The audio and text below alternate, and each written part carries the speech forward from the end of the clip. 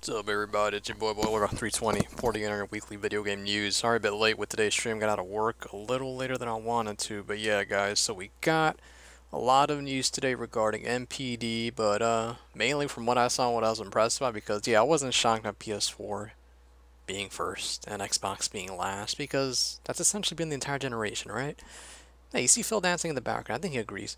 So anyway, basically a lot of great news has come out regarding Marvel Spider-Man, and at this point the game is just continuing to break records for Insomniac mainly, and of course on PlayStation 1. So we're going to go on and read them one by one. It's September's best-selling game. It's the highest launch month dollar sales for any exclusive in PlayStation history.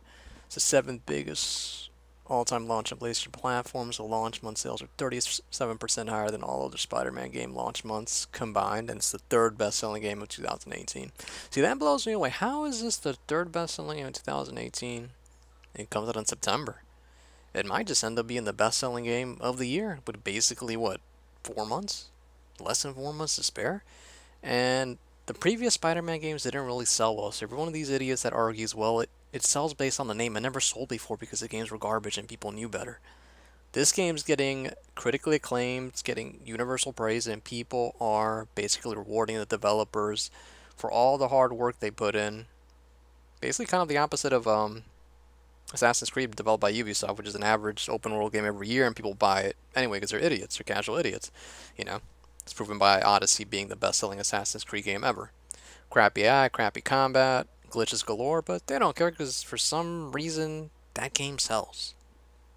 Something weird about that fan base to Ubisoft, but anyway, I digress. Spider-Man did everything right, it deserves the numbers, and you wonder if you're going to get more games from the Marvel's universe. You know, I hope they get another first-party studio to do the Punisher, to do an Iron Man. You know, this you can take this basically a lot of directions that'll make both parties money. You know, you got Crystal Dynamics, the guys who did the Tomb Raider reboot, not the latest one.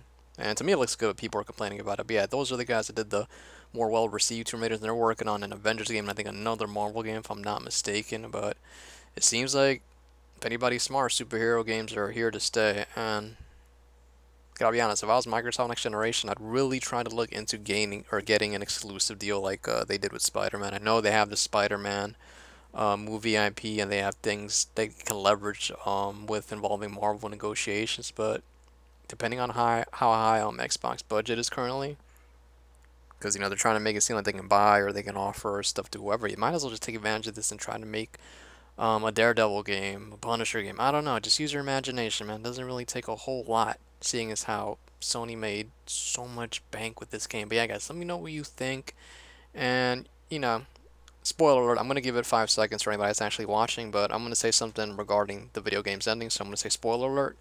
So anybody who's in here, please get out before I inevitably end up spoiling the ending. 5, 4, 3, 2, 1. Alright guys, so you know at the end of the game, there's kind of a hint that Harry Osborn's going to turn into Venom. So the sequel's inevitable. You're either going to get, he's either going to be Venom or the Green Goblin. It's up to them. At this point, I'm sure they've got full creative freedom, as mentioned by the director Brian Enotar, but that's probably going to be 2 to 3 years into PS5's lifespan, unless they want to make it even crazier. So yeah, guys, that's inevitable. They're making money. Everybody's making money. The fans are enjoying the game. And the DLC's out currently. And anybody who's having trouble downloading the DLC, by the way, you just got to go to where the game is on the UI, and then just go there to get the DLC. Don't go to the store, because I tried going to the store, and for whatever stupid reason, it just lets me click download and nothing happens. You gotta do it from the game. And like I mentioned to Insomniac on Twitter, I haven't experienced this issue with any of the other games, so I'm kind of putting the blame on Insomniac, seeing as how the update didn't automatically download, even though I've never had that issue with games where I've had the auto download check on.